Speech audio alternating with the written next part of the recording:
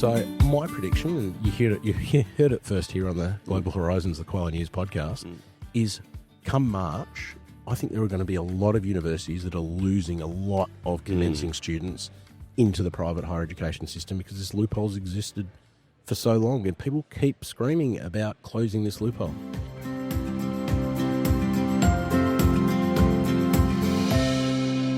G'day and welcome to Global Horizons. I'm your co-host, Rob Malicki, and coming to you today from Ngunnawal country in Canberra. And I'm joined by my partner in crime, Dirk Mulder. Good to have you here, mate. Thanks, mate. It's great to be here. Yeah, it's good to be here. AIEC, what day is it already? Day two. Day two. Is it Wednesday? I don't know, man. I think it's Wednesday. Time goes by fast, doesn't it? It sure at this does. conference. It sure does. Mate, it's good to see you as always. We missed our regular news episode last week because we were frantically preparing, as you do, for a conference such as this. But yeah, good to be on the ground and seeing everybody around the expo hall here. It's an intimate expo hall this year, isn't it? You know what? I actually quite like it. And yeah, there's probably been a number of people that have said to me, oh, it's a bit smaller, quieter than last year. But there's something about that. You know, and it goes back to, I think when we were bumping in on, when did we bump in? Yesterday morning. Yesterday. You know, we got prepared, or you got prepared, shall I say. We got our high-vis vests ready because last year in Melbourne, it was pretty strict, right? Like everything's done. OH&S, no vest, no entry. No exhibitor tag, no entry. So we're all vested up, all tagged up, we're all ready to go. We walk in and... we would have been one of 10 people in the hall wearing high vis. That was funny, wasn't it? It was. So it's really nice coming to a smaller place that isn't as regimented by the rules, if I can put it that way, and a bit more relaxed. People seem to be, dare I say, a bit happier this year. It is a nice vibe, isn't it? Just nice to be reconnecting after what has been an absolutely frantic 12 months, you've got to say, since last time you and I were sitting down to record a podcast at the conference. Yeah. A lot's changed, and there's a lot of stuff going on right now as we speak, isn't there? Yeah, absolutely. Just yesterday afternoon, the 2026 NOSC allocations were released. Can we unpack that? If you're a first-time listener and you're not yet familiar with the NOSC. The NOSC, so New Overseas Student Commencements is what the NOSC stands for.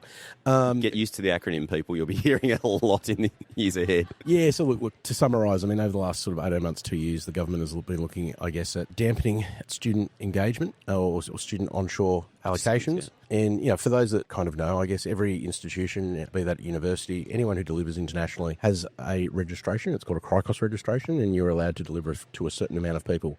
Well, they haven't looked at that number. They've created another number, and what they've come up with is a new student allocation, a new overseas student allocation, a NOSC, and in 2025, they put some figures together based on an equation, which nobody really knows what the equation actually was, but it's basically loosely done off of 2023 figures, I believe. I think it was done like this, Dirk. For those watching on the video, I'm testing the wind with my, a licked finger in the air, if that makes sense. And we're indoors, so there's not much wind. Exactly. Exactly. Boom. So the allocations have been re-released. So last year was the first year, this year I should say, last year's number for this year was the first tranche, I guess, if you want to put it that way. We're now looking at the second tranche for 2026, and it was released yesterday. So overall, to unpack it, there was an 11%, then we're talking higher education, predominantly universities at the moment. Mostly unis. Yeah, overall there was an 11% increase. But that's deceptive, isn't it? It is. Not one university went down in their NOSC allocation, so that's incredible. 5 universities had no increase. 11 universities had an increase of between 1% and 10%. 18 universities, Rob, had an increase of between 11 and 20%. And only one other university besides Federation and CSU, who had massive increases. Had an increase above 20%, and that was the University of Newcastle at 28%. So when you look at, I guess, where we've been over the last 12 months or so, we've had a government that's been saying international students, they're broadly an issue, and there's been various rationales for that. What we're now seeing is, particularly in the public university space, is that the numbers that we're giving out are now being lifted. Yeah. So that's positive. It's a positive thing. I still have questions around the system and the system that's in place, but certainly from a growth perspective, it's a positive thing for many institutions. My prediction last year when we talked about prediction for the year ahead was that life would go a little bit back to normal. This to me feels like that normalisation. So they've introduced this new bit of regulation, this new lever that they can pull, government, what I'm saying there. But, clearly by increasing numbers, it means they're acknowledging that they want the sector to grow, because if they didn't, they'd just tighten, pull the lever and shut the gate, if that makes sense.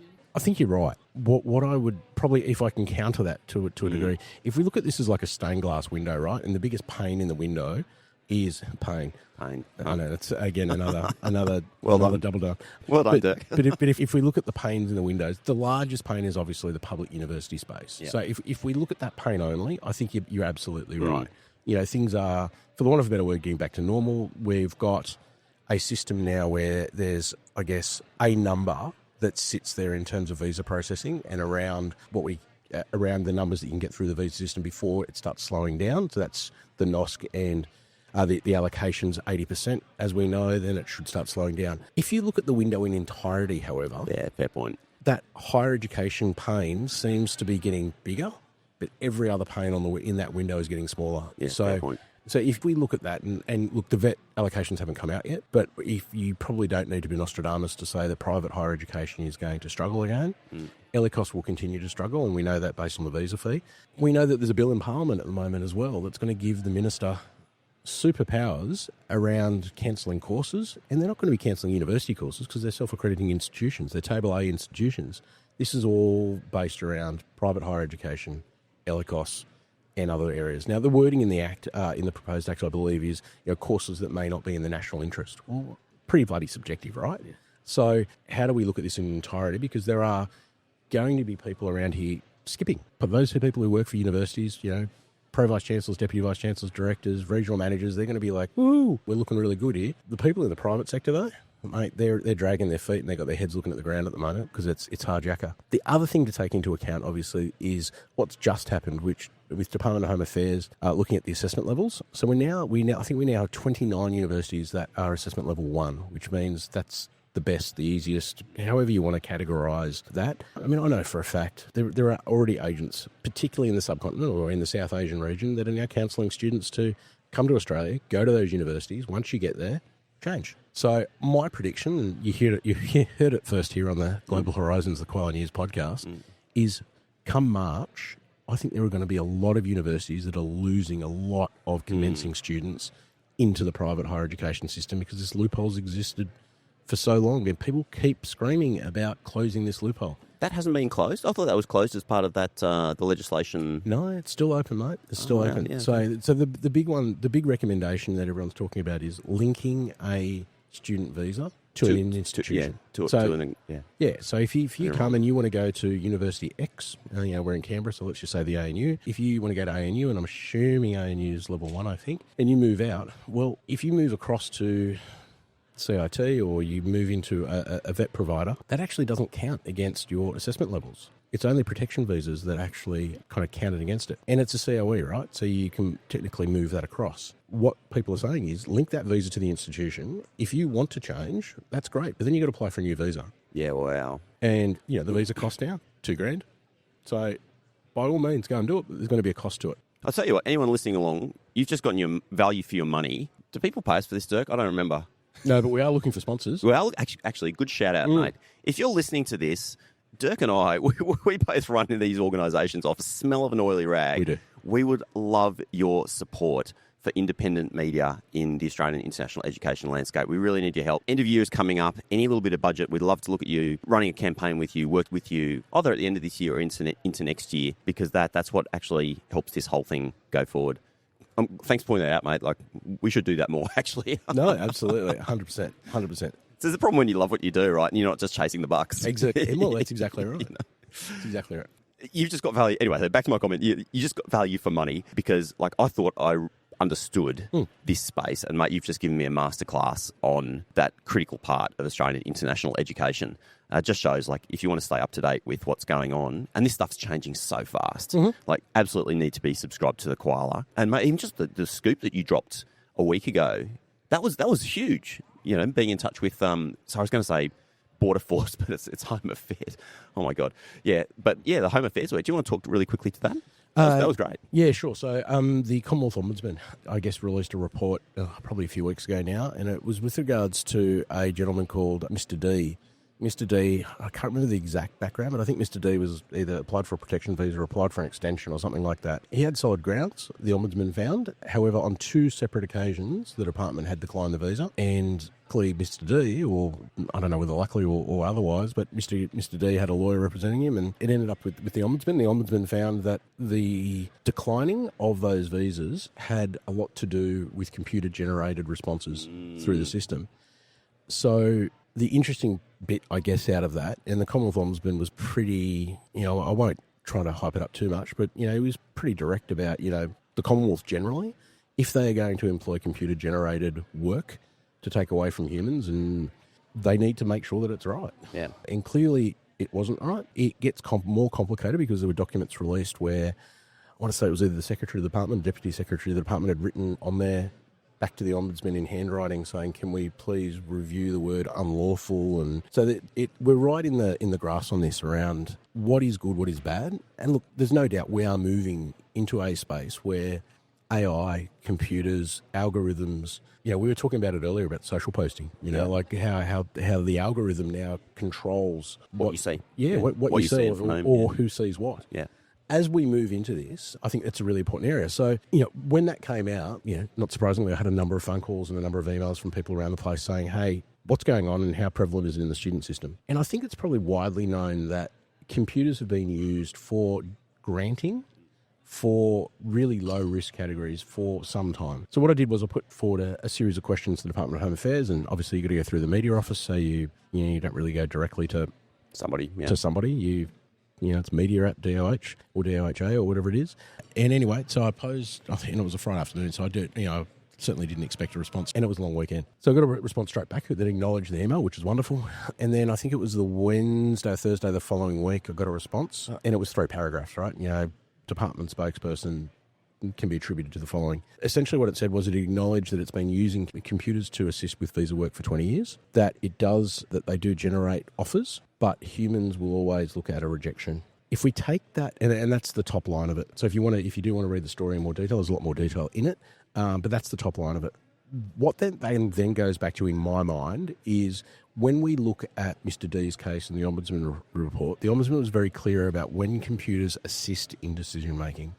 So that we're still not really clear as to what is the role of the computer and what is the role of the human. I guess a broad brushstroke, you can say, well, a human has to sign off on it. That's great. But is it what comes out of the computer? Is it a recommendation? Is it a bunch of flags? Is it we need to look at this more? We just don't have any clarity on that. So and I don't want to say suspect because I can't say that, but if it is like Mr. D's case, it would be suggested, or it would not be unreasonable, I don't think, to think that a computer is making a recommendation of sorts, and then the human, what role is then the human? Is it to go over that recommendation, or does it just sign it off? Did you ask them more questions about that? I have not, no. Yeah. We've left it at that point. So I really wanted to expose it. Probably... They'll probably just say it's operational and this is kind disclosed. Of the point. Yeah. And I guess if it's going to be taken further, then it probably needs to go to something like Senate estimates. Yeah, that's a good point. Where they can really dig. Yeah, I mean, and that's what needs to happen. And look, if these cases, so the context of this, and certainly some of the posts around this story, we're looking more around. This area has been very grey for a long time, and a lot of people have questioned visa outcomes, particularly over the last 18 months. It's clear that different strategies have been used by Home Affairs, so moving caseload from one country to another, et cetera, and that decision may have been caught up in somebody not understanding the local context. Or the broader question is, and I don't want to use the robo scenario because that's a tough one to kind of analyse, but the point that I would make is if computers are going to be used in this area, there needs to be transparency, I think, from the sector. And one person summed it up really well. There needs to be transparency around the process. So we're not looking at visa outcomes to try and understand the process. It just should be transparent. Another person actually spoke to me that they've done some testing, or their college has done some testing, and it appears that anyone who applies for a visa from the point of the granting of the COE, and there's a certain threshold timeline, anyone who applies within that threshold timeline seems to have a much higher chance of being granted than post that threshold timeline. Again, I mean, I can't speculate, but if you wanted to kind of look at that, you'd say, well, that seems like that's a prompt or that's a rule or criteria. a criteria that sits within that computer kind of work where if X application is received within X time, then X. Again, I can't say that with any validity, but they're the kinds of discussions that I'm hearing and that are going on out in the sector at the moment around some of this visa processing. Yeah, interesting. Yeah. Mate, let's transition across to yesterday here at the conference. Mm-hmm. Probably the most exciting in my mind is the announcement of the IEAA awards winners, mate, for this year. One of my favourite times of the year, right? Like, yeah. It's just amazing to see colleagues. I should up on say, stage. yeah, like you're. What's the right way to frame it? Like you're now part of. They're joining your club, mate, because of course, Koala News last year distinguished media. Yeah, professional commentary. Professional commentary. This podcast will never win. This isn't very professional. We're just winging it. Mate, I'm gonna nominate you next year. How about that? Awesome. No, you did win last year, which was very well earned. And this year, I'm just sticking with that category. Sure. Kerry Ramirez. How wonderful to see, right? Yeah, just awesome to see Study Move, Kerry and his partner Dimity, who just do such incredible work. 100%. Yeah, winning that professional commentary award. Yeah. This year, very well deserved. Yep. And actually, like, shout out for Kerry. If you don't follow Kerry's work, like, he's a stats guy. Mm-hmm. They love stats as their tagline. Yep. And he's constantly running webinars. They come frequently. They're analysing public sector data, and it's like the insights are fantastic. They really are. Like in theory, you could go and grab the spreadsheets off Department of Education website and kind of figure this stuff out yourself. And Kerry and Dimity and Study Move just make that easy. Literally, you just sit in their webinar for 40 minutes and you come out educated on some really cool stuff. Yeah, on trend and how policy is affecting things on the ground. And yeah, mate, I couldn't agree with you more. I mean, and you know what? I hate to say this, they do good work, but they're just bloody good people. Yeah. It's really nice to see, people like that being rewarded. Yeah, nice. So who else won awards yesterday? Mate, the one that I really love, I mean, I've known this girl for quite some time now, and she has been, I don't want to say full quiet achiever, because if you're in the Ellicott space, you don't know this person, there's something wrong. But Sophie O'Keefe won the Leadership Award. Awesome. Mate, so well deserved. She is such a class act. And yeah, massive ups to Soph for that. I saw Eleanor Williams. Ellie, is she an Ellie? Eleanor. Eleanor Doctor. Williams. Oh my God. Doctor now. Yeah. Doctor. Ellie. Oh, yeah. She's Ellie. Williams won Best Research. Thesis. Yeah, PhD thesis. PhD. Yeah. Wonderful to see. Again, talk about lovely people, right? Yes, I mean, it's just, we talk about it all the time, but we're really blessed in this sector to just have a really good bunch of people. Yeah. And then on the life memberships, I saw Melissa Banks. Yep. And Janelle Chapman. Janelle Chapman. Yes. I mean, huge names in Australian international ed. So worthy of both those. past presidents of the IAEA. Yeah. Yep. God, I can't remember off the top of my head now the other ones because there were so many. I know. Good ones. Yeah. Good ones. Good ones. Anyway, if that's a blanket throw, they're all good ones. Super people out there. Absolutely. Congratulations to all of the winners, because really, and I'll make sure I put in the article, actually, put in the description to share that. I'm sure, in fact, you had an article out just yesterday, right? Yeah, literally. I mean, I was fortunate. I got an embargo press release, so I kind of knew what was coming, so I kind of preloaded some stuff sitting in the lecture theatre to get the photo, and pretty much as soon as it was done, I loaded it up as soon as the embargo released. So, yeah, so it is on the koalanews.com, and if you do want to check out all the winners. Awesome. Anything else? I mean, yesterday was mostly like they do masterclasses at the start of AIEC. So a couple of data masterclasses were on yesterday. So conference proper really kicks off this morning with all of the session. I mean, so much content over the next couple of days. Incredible. Anything that's on your mind? Anything that you're looking out for? Oh, look, I think Julian Hill, is speaking at some point, so I think that's going to be interesting to see what he says. Generally, AIEC, I mean, it's been disappointing the last couple of years in terms of ministers not using this forum for things. But given the NOSC, I think we weren't expecting the NOSC until Friday, and it was released yesterday. So given that that's happened, I don't want to, put any expectations out there, but I think, that he wants to talk about it. Well, it'll be an interesting point to take. Actually, can I just say then, like that's 100% the reason to be here, right? Like that critical piece of regulation has dropped at the start of this week, and at the end of this week, at this conference, we're going to have the responsible minister standing in front of people talking about it. Like you can't get more current than that. No, correct. Yeah, 100%. So that's probably one to look out for. But yeah, look, I've made the content right across. I mean, if we go back to, and to give listeners a bit of an insight, when we go back and we start curating all the planning on this, we have Louise Gould on, and they do such a good job at picking the content. Yeah. So when you get to this point of its execution, and it's all really good, what I probably would say is, like any conference, you look at the program, and some of the best sessions may not live up to their expectation, and some of the ones that you go, I don't know about that one, are actually deliver well beyond your expectations. So that probably remains true to some point. But yeah, mate, it's all good content. And I think the big thing is, and this is what I would say to staff back in the day, is challenge yourself. Go into sessions that you don't know much about and actually challenge yourself. Don't necessarily sit in the sessions that you're doing day in, day out, because you should be on top of that information anyway. Go in there, challenge yourself, learn something new, and soak it all in. What do you reckon, mate? Have we been talking enough now? We've both got meetings we've got to get to in a couple of minutes' time, because this conference doesn't rest. We do. And, mate, particularly for you, you're trying to write stories, you're trying to meet people. I've got to tell you, it's actually hard yakka this week. Yeah. Trying to get the stories out in between meetings. And yesterday I was standing out in the lobby on a high table, and I reckon it took me about 30 minutes to get something that normally would take me 10 minutes, just because people kept walking by and be like, hey, Dirk, how you doing? Yeah. And it's wonderful, right? Like, it's really, really good to see people. But, yeah, it's challenging. So it's actually quite nice to have the booth. And I think I might be in the corner here with my back to everyone a little bit later, just to get pumping it out. It is quite challenging, because you want to catch up with your old colleagues 100%. and friends. Yeah, but at the same time, there's business to be done too. Yeah, so you've got to get around and do the legwork on that as well. So it is a very busy week and a lot of fun. For sure. Awesome. Well, always good to chat, mate. Good luck for the week ahead. Thank you. You too. And for those of you listening at home, of course, thekoalanews.com is the place to get all of your news. There'll be plenty of stories coming out of the back of the conference over the next week or so. So make sure that you're subscribed to the email list. I know a lot of people follow along on LinkedIn, which I really like.